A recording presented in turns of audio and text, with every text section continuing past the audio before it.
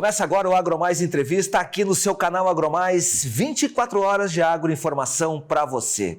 E o ITR, o Imposto Territorial Rural, você sabe, ele sofreu modificações e muitos produtores têm se complicado por causa disso, em razão das pesadas multas que são aplicadas muitas vezes por erros simples, fáceis de ser resolvidos. Vamos falar sobre esse assunto? Quem está aqui comigo no estúdio é o Dr. Fernando Melo de Carvalho, que é advogado tributarista e que vai trazer muita informação para a gente sobre isso. Dr. Fernando, prazer em recebê-lo, seja muito bem-vindo. Obrigado, Leandro, pela oportunidade, inclusive, de estar fazendo esclarecimentos aí sobre esse importante tributo do produtor rural. Isso é muito importante. Eu aqui no enunciado, na abertura do nosso programa, eu falei, o ITR mudou. Quer dizer, há um convênio com as prefeituras, né? Ele antes era concentrado exclusivamente na Receita Federal e isso está provocando um problema. O que está acontecendo? Conta para a gente aqui, doutor. Depois que a gente teve uma emenda constitucional que delegou essa capacidade da União para os municípios realizarem a cobrança desse ITR, a gente teve um aumento significativo de fiscalização. A gente costuma brincar, nós tributaristas do agronegócio, que o ITR sempre foi o patinho feio da Receita. A Receita nunca gostou de cobrar, um imposto que dá muito trabalho, muitas vezes é complexo, e ela não tinha muita gente para poder estar atuando nessa frente. Quando passou para as prefeituras pequenas, em cidades com o potencial do agronegócio, viram ali uma oportunidade gigantesca de aumentar a arrecadação. Às vezes tinha uma arrecadação incipiente ali de ISS, de IPTU, então eles passaram a fiscalizar ainda mais.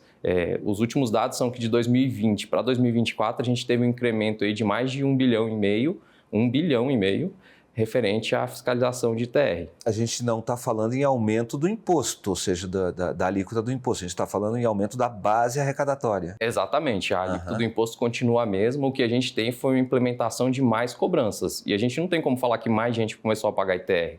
Na verdade, teoricamente, já são as mesmas pessoas. O que tivemos foi mais cobranças de lançamentos suplementares. O que dá para a gente mais ou menos concluir que quando passou para a prefeitura ela cuidou mais dessa questão, como o senhor mesmo falou, porque ela tem interesse também em arrecadar, né? Exatamente, as prefeituras estão ali na ponta, então ela conhece a propriedade, ela conhece ali a região e sabe quais são os preços de terra que estão subvalorizados, como que é aquela questão de composição em áreas de mata, então de fato a prefeitura passou a olhar isso com uma lupa. Doutor Fernando, eu fico imaginando, se a Receita não dava bola para isso, havia talvez um relacionamento ali de meio negligente entre quem deveria cobrar o imposto e quem deveria pagar o imposto. Acabou se criando naturalmente uma cultura a respeito desse assunto.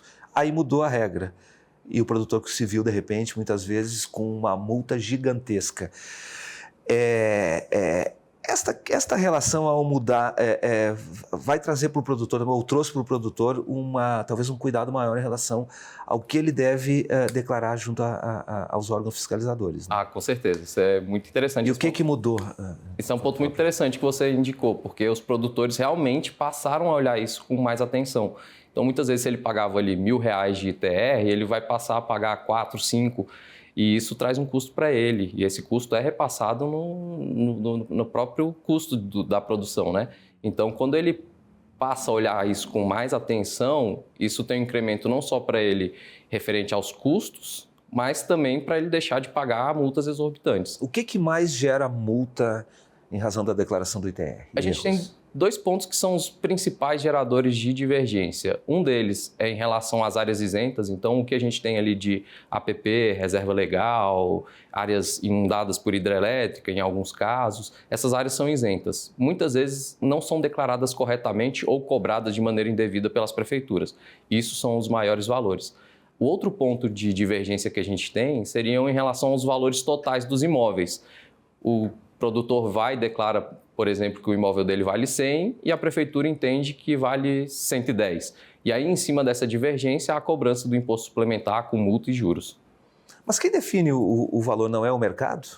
É o mercado, inclusive a legislação trata que o próprio produtor tem legitimidade para fazer aquela declaração, mas os municípios se utilizam das suas pautas fiscais para poder entender que aquele valor não está correto. E aí cabe sim ao produtor buscar ajuda especializada de engenheiros ou qualquer outro tipo de profissional que consiga realizar um laudo para poder entregar e demonstrar para a prefeitura que aquele valor que ele declarou está correto. O que leva à isenção, por exemplo, o senhor falou, a APP é uma, né? Isso, exatamente. A gente, inclusive, tem uma inovação esse ano. Ano passado a gente teve uma alteração legislativa importante, que era um pleito de vários produtores rurais durante muitos anos, que é a utilização do CAR para as áreas isentas. Antigamente você tinha o ADA do IBAMA, no qual você entregava e ali constavam as áreas isentas e isso era levado em consideração para o ITR.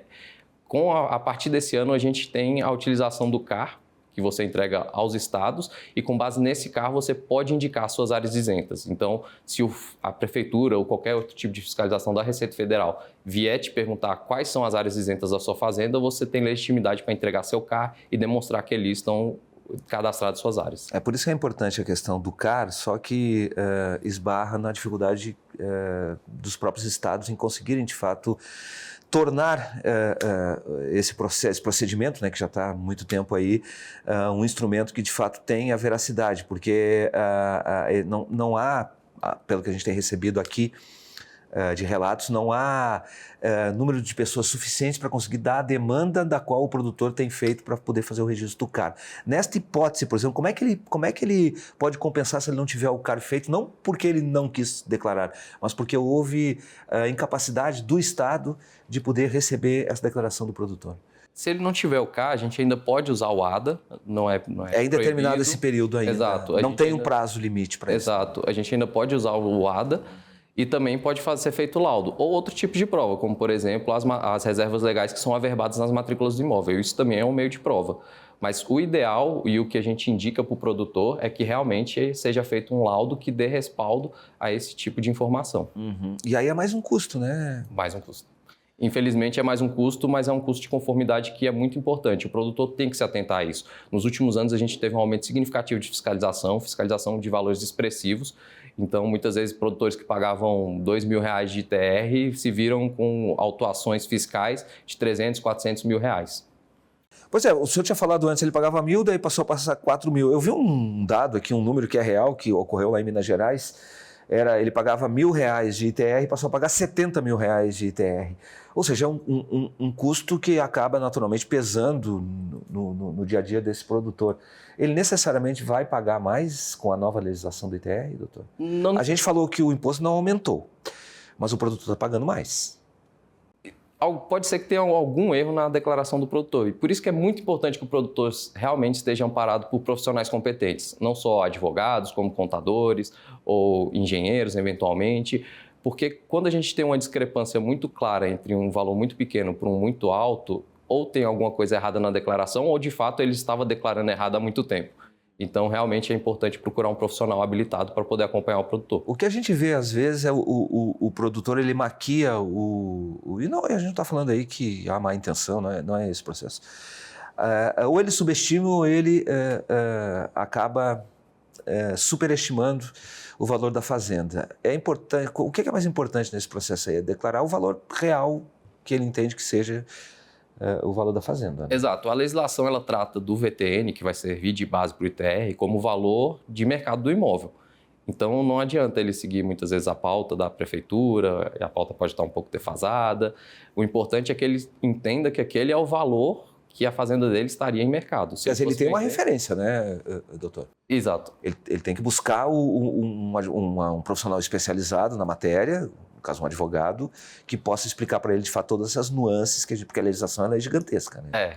Por isso que é muito importante estar amparado por bons profissionais. Mas ele tem um preço de referência de fato que são os preços das prefeituras. Inclusive, esse ano a gente teve várias prefeituras que aumentaram os valores expressivamente. A gente foi procurado lá no escritório para poder tratar, principalmente os sindicatos rurais nos quais a gente presta assessoria.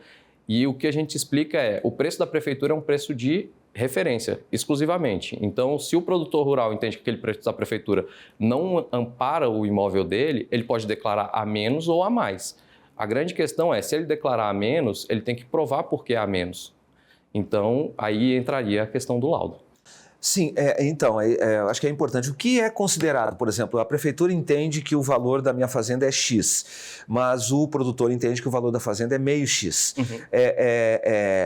Esse laudo, ele vai considerar o que, efetivamente? Quais são os fatores, quais são os elementos que têm que ser trazidos para que ele possa provar, de fato, que o valor, que no fim das contas é um valor venal, né, daquela fazenda, é aquele que ele entende que seja o verdadeiro, que é aquilo que ele vai pagar, que ele considera justo do ITR, que ou seja, sobre o valor da fazenda que será aplicado o imposto, não é isso? É um percentual, né? Exatamente. Nesses laudos é muito importante que tenha o valor da propriedade em si, então o valor das benfeitorias, o que foi construído de casa, curral, o que ele tem ali de barracões, entre outras coisas. Tudo isso aumenta o valor. Diminui o valor, porque é abatido da base de cálculo do imposto. Depois disso, a gente também tem as culturas, então o que ele tem ali de culturas plantadas, por exemplo, uma cultura de cana de alguns anos, ou uma cultura ou pasto, isso também tem que ser levado em consideração nesse laudo de avaliação do imóvel. E reduzido das áreas isentas, que seriam as áreas depreciativas do imóvel, que seria a área de reserva legal, a área de APP. Isso tudo tem que ser levado em consideração quando a gente vai chegar no VTN, no valor de terra nua, que efetivamente vai incidir o imposto. Tem alguma prática ambiental que implica na redução do valor do imposto? Infelizmente, a gente não tem nenhuma, mas a gente tem diversas matérias sendo tratadas no Congresso justamente para incrementar práticas ecologicamente corretas para a determinação de redução do imposto. Uma delas, por exemplo, é a questão dos créditos de carbono. A gente já tem uma matéria legislativa sendo tratada que, com a implementação do crédito de carbono, o produtor rural possa utilizar isso para pagamento de tributo. Utilizando o valor arrecadado do crédito de carbono transferido. Mas isso ainda não é legislação, é uma discussão que está sendo feita no âmbito legislativo ainda. Exatamente. Aqui do Congresso Nacional. Exatamente. Mas foi feita essa discussão com o pessoal da Receita também? Ou só tem algum conhecimento a respeito disso? Não tenho conhecimento sobre esse ponto específico. Uhum. O que me chamou a atenção, doutor, eu acho que vale a pena a gente até aprofundar isso. A gente está terminando o primeiro bloco, mas vamos dar uma pinceladinha sobre essa questão, porque eu vi, por exemplo, que lá, só em Minas Gerais, deixa eu pegar o número corretinho aqui, o valor das multas, ele até surpreendeu. Olha só, nos últimos 5 anos, ultrapassou 229 milhões de reais. Muitos dos produtores vão ter dificuldade de pagar o valor dessas multas, né? A gente pode considerar que possa haver erro na cobrança da multa. Quando isso acontece, a gente sabe que a justiça está aí para ser buscada, para que se faça justiça em relação a essa questão. Mas muitos produtores, às vezes, ficam temerosos de que vão poder ser vítima, por exemplo, de perseguição da Receita e tal. O que o senhor orienta o produtor na hipótese dele entender que o imposto cobrado pela prefeitura está errado? É muito comum a gente ter esse tipo de dúvida do contribuinte, de falar, mas eu vou questionar meu imposto e aí depois a Receita Federal vai ficar no meu pé. Não tem nada disso, gente. A Receita Federal é um órgão de fiscalização, mas não é um órgão inquisitor. Ela não vai ficar correndo atrás de quem questiona ela. Muito pelo contrário, isso é um direito constitucional que o produtor rural tem que buscar. Caso ele entenda que aquela multa não está correta, é direito dele não só questionar isso administrativamente, junto à própria Receita Federal e aí, eventualmente, com recursos para o Conselho Administrativo de Recursos Fiscais, que é o Tribunal da Receita, como também via Poder Judiciário. No Poder Judiciário, inclusive, a gente tem a possibilidade de fazer uma perícia no imóvel. A perícia vai determinar a real composição daquele imóvel, se o preço está correto ou não, se aquela área de APP está ali ou não, se aquela área de reserva legal está correta ou não. E com isso se apura o valor correto do tributo. Mas o contribuinte não pode ter esse receio e pagar mais tributo do que devido, com medo de retaliação, porque isso não acontece. É um direito constitucional, inclusive, poder buscar o judiciário, ele está aí exatamente para isso. Eu vou fazer um intervalo rapidinho, a gente volta um pouquinho, pode ser? Para você que está conosco, não saia daí, a gente volta já já.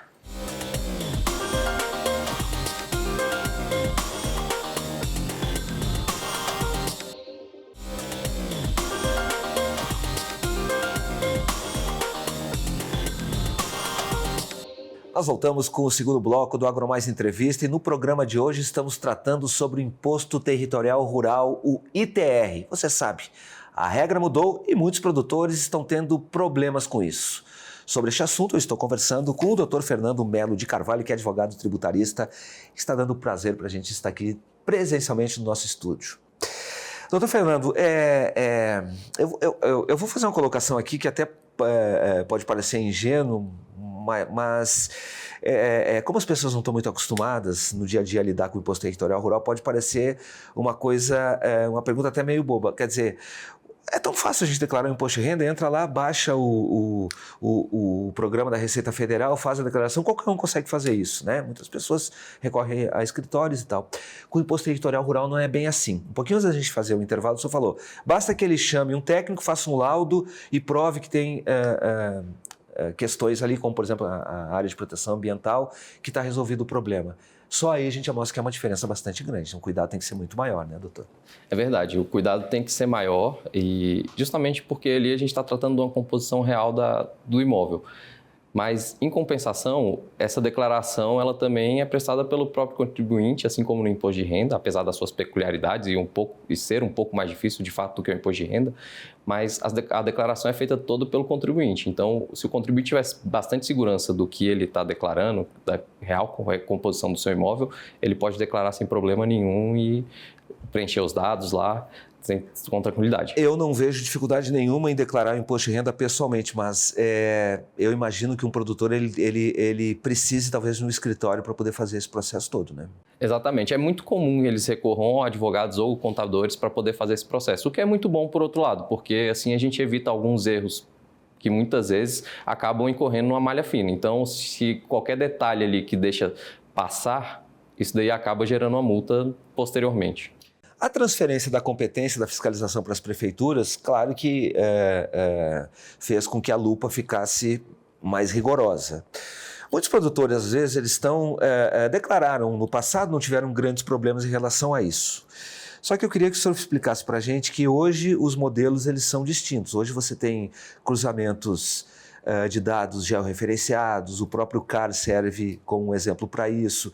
Quer dizer, tem muitas plataformas que hoje acabam sendo utilizados pelos órgãos de fiscalização que pode colocar o produtor em dificuldades. Então, para aquele produtor que não teve problema nenhum, sempre declarou meio assim em cima da perna e nunca teve dificuldade, como o senhor mesmo explicou no início, a própria Receita não dava muita bola, porque de fato é um imposto mais complicado e tal. Só que hoje os mecanismos de fiscalização, eles oferecem umas ferramentas que são muito mais poderosas. Então, atenção total, né, doutor?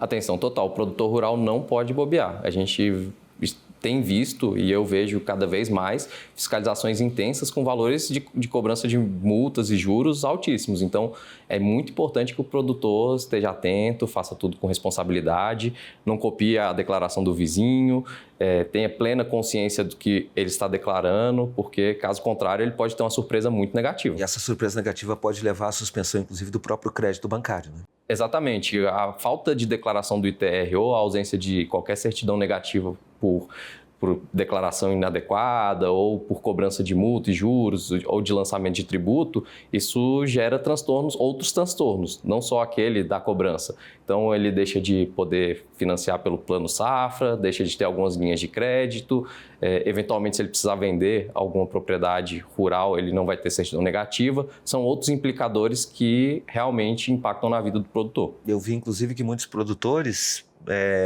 tiveram contas bancárias bloqueadas. Isso é possível?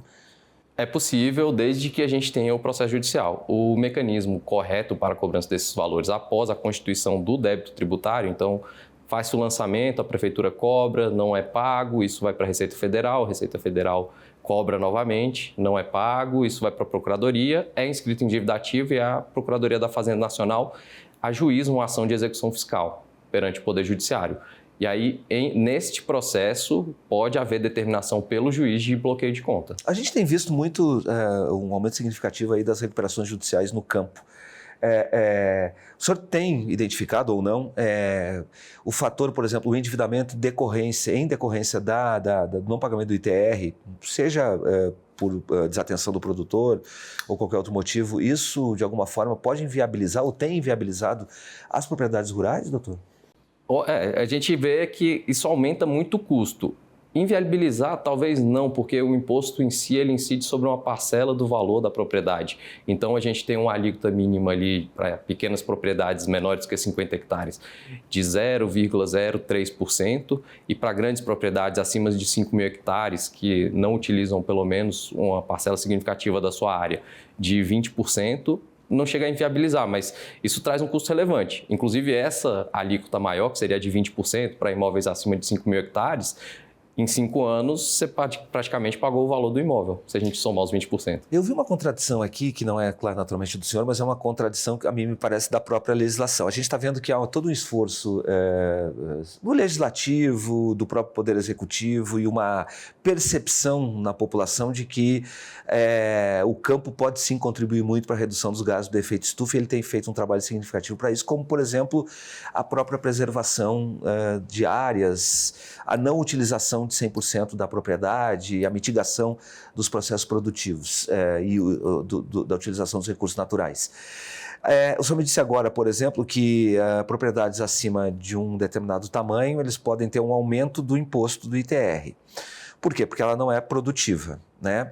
Mas quando a gente tem a necessidade de que áreas sejam protegidas, e inclusive remunera isso com a criação do mercado de crédito de carbono, não lhe parece uma contradição aumentar o imposto sobre áreas que não são produtivas, mas que são protegidas e protegem o próprio meio ambiente e a própria população? É muito pertinente essa sua observação, mas o que a gente precisa ficar ciente é que essa área que não é aproveitada da propriedade não necessariamente é a área de proteção.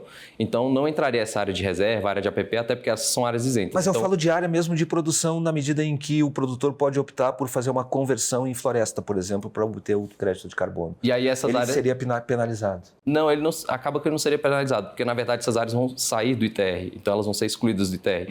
Se ele gostar, se ele puder fazer isso na propriedade dele com a vontade, à medida que essas florestas forem acontecendo e for crescendo a mata, isso daí acaba sendo retirado da base de cálculo. Então a gente não tem uma contradição, ao contrário. Essa área de aproveitamento seria das áreas que poderiam ser que são um pasto, mas não estão sendo utilizados, ou seria uma lavoura e não está sendo utilizado por desídia do próprio produtor. Mas aí ele não pode correr em outro risco de repente, a área dele ser considerada improdutiva e ser desapropriada? Pode, aí pode. Não lhe parece uma contradição esse processo? Realmente. Fica um contraponto. Porque na medida em que você tem dois interesses, o interesse de produzir alimentos e o interesse de produzir um meio ambiente mais saudável para todo mundo, quando a gente observa essa contradição, a mim me parece que o produtor fica numa certa dúvida. Quer dizer, eu utilizo 100% ou eu, de fato, tenho uma consciência e vou mitigar os meus processos, concentrar mais a minha atividade para poder ter dois benefícios. Redução do próprio ITR, que é o objeto da nossa entrevista aqui, e, ao mesmo tempo, oferecer melhores condições, um tratamento melhor dos recursos naturais da minha fazenda. Eu vou ficar numa situação difícil se eu... diante da legislação que existe hoje aqui no Brasil. Eu estou errado? Meu raciocínio está errado ou não? Não, você está correto. Inclusive, isso é um ponto que... Porque se eu quiser reduzir o meu ITR, desculpa ele interromper, se eu quiser reduzir o meu ITR, eu posso estar correndo o risco de ter minha propriedade, inclusive, desapropriada por não ser produtiva. Esse é um ponto que eu acho que, na minha opinião, a legislação tem que melhorar bastante. Inclusive essa que a gente citou anteriormente, sobre a questão da utilização dos créditos de carbono, esse seria um baita proveito para os produtores rurais, porque buscaria beneficiar não só a própria preservação ecológica, como o pagamento do tributo com aquela preservação. E, de igual forma, eu acredito que seja isso que você está colocando. Então... Doutor, se a gente botar aqui aquela ampuletinha para baixo aqui, correndo a areia, né? O tempo está terminando, quer dizer, a gente tem o prazo aí de 30 de setembro para a declaração do ITR. Queria que o senhor falasse para o produtor aqui o que ele precisa fazer, tem que correr atrás aí da informação, tomar todo o cuidado. O que o senhor orienta aí o nosso produtor, já que o tempo está se esgotando? Nessa reta final, é muito importante que o produtor, primeiro, tenha consciência do que ele tem de documentação para poder prestar essa declaração, que ele também saiba que mudou um pouquinho a declaração esse ano. Todos os anos a gente vinha e baixava um programa, assim como não é no imposto de renda. Só que nesse ano, a Receita Federal incrementou um ponto positivo, que é você fazer essa declaração online. Então, você entra com a sua certificação digital lá, sua senha do gov.br, e ali já vão estar pré-prontas algumas informações, assim como é no imposto de renda mesmo. Então, essa é uma mudança relevante que a gente vai ter. Outra coisa que o produtor rural tem que se atentar nessa reta final é estar baseado em informações verídicas, não incorrer em falsidade na sua declaração, ter plena certeza. Se não tem certeza, procure algum técnico que possa te ajudar, porque isso pode vir a gerar um custo maior. E o último ponto é não perder o prazo. Esse é um ponto importante que muitas vezes não é observado, porque a perca do prazo, por si só, já gera multa de mora de 20% ao final.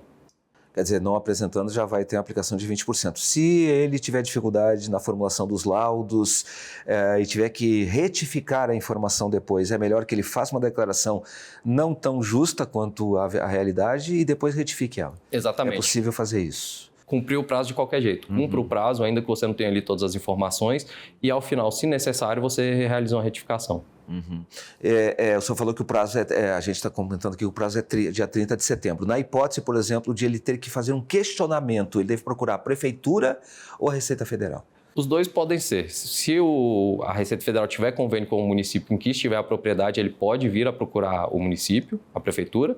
Se a Prefeitura eventualmente não responder a contento, ele pode vir a procurar a Receita Federal, porque acaba que a competência da Receita Federal não se esvazia com repasse ao município. Então, ela ainda tem competência suplementar. O que o município não conseguir atender, busca a Receita Federal. A Receita Federal tem quadros especializados em ITR que pode ajudar o produtor. O senhor acredita que o aumento da lupa, ou seja, a transferência da fiscalização, o convênio que foi feito com as prefeituras, ele melhorou esse processo ou ele dificultou para o produtor rural? Ainda que ele tenha criado um pouco mais, digamos assim, de fiscalização, de presença na propriedade, e às vezes, muitas vezes é incômodo, muita gente batendo na propriedade, tá? A gente quer trabalhar, né?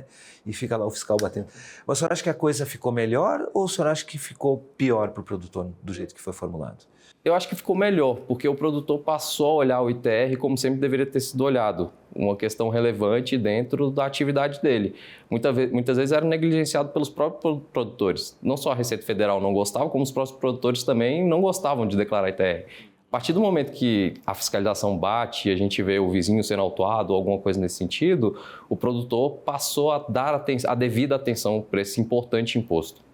Doutor, aquele produtor que já foi autuado pela Receita, que já tem uma dívida lá atrás, ele deve ter o mesmo procedimento, ele tem que declarar agora como se já tivesse resolvido a situação anterior? Isso. Cada ano é independente entre si. Então, se ele já tem a atuação anterior, declare esse ano normalmente. Eu não fico com estoque de problema para frente, não? Não, exatamente não. Você tem que declarar ano a ano, assim como acontece no imposto de renda. A ideia é a mesma. Então tá aí, a gente está gravando esse programa na segunda quinzena do mês de agosto.